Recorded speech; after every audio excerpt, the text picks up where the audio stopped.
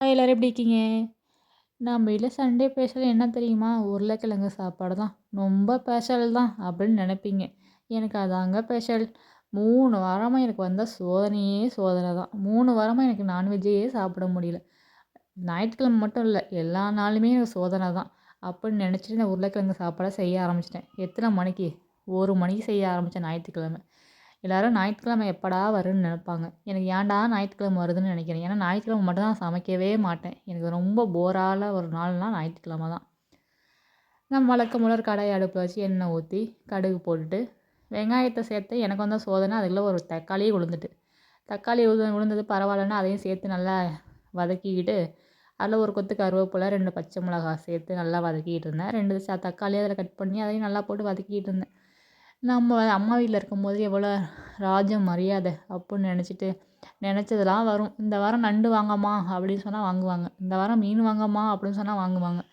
இங்க வந்துட்டு இருக்கிறத தான் திங்க முடியும். செய்றத தான் திங்க முடியும்னு எனக்கு வந்த சோதனை.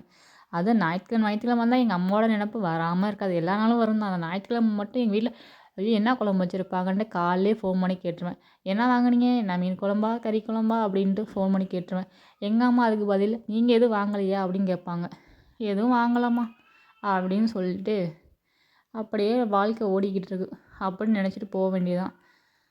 நம்மளே உசுப்பேத்தி விடுவாங்க. நண்டு குழம்பும்பாங்க, மீன் குழம்புங்குவாங்க, இறால் குழம்பும்பாங்க. என்ன பண்ணுறது? ஊருக்கு போனா தான் சாப்பிட முடியும்.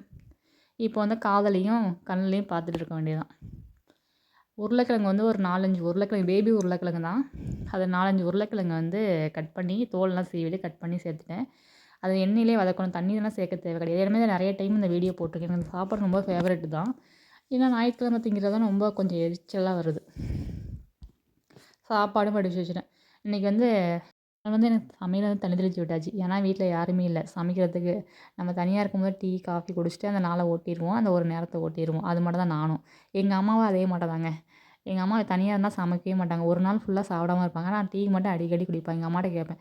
"ஏம்மா ஒழுங்கா சாப்பிடுமா? ஏம்மா நேரத்துக்கு சாப்பிட மாட்டேங்கிற? செஞ்சு சாப்பிட." "ஒரு ஆளுக்கு என்னது சமைக்கிறது? அப்புறம் செஞ்சு சாப்பிட்டுக்கிற" அப்படிம்பாங்க. அம்மா சொன்னது நிஜம்தாங்க. ஒரு ஆளுக்கு என்னத்த மெனக்கெட்டு சமைக்கிறது? அது காய் கட் பண்ணணும், எவ்வளவோ வேலைகள் இருக்குது. ஒரு ஆளுக்கு என்னத்த மெனக்கெட்டு சமைக்கிறதே சமைக்க தோணவே மாட்டேங்குது எனக்கும். அது மாரி தான் இந்த 2 நாளும் எனக்கு தோணுச்சு. ஏதோ வச்சு இந்த மேகி அது இதுன்னு எனக்கு கை குடுத்துச்சு. தோசை அப்படி இப்படி சுட்டு சாப்பிட்டேன். இன்றைக்கி ஒரு நாள் தான் சாப்பாடு செஞ்சேன். அது உருளைக்கிழங்கு சாப்பாடு. அது சண்டே ஸ்பெஷலாக உருளைக்கிழங்கு சாப்பாடு. அடுத்த வாரம்னாலும் ஏதாச்சும் ஸ்பெஷல் கிடைக்குமான்னு பார்ப்போம். மீன் வாங்க முடியுமான்னு ட்ரை பண்ணுறேன்.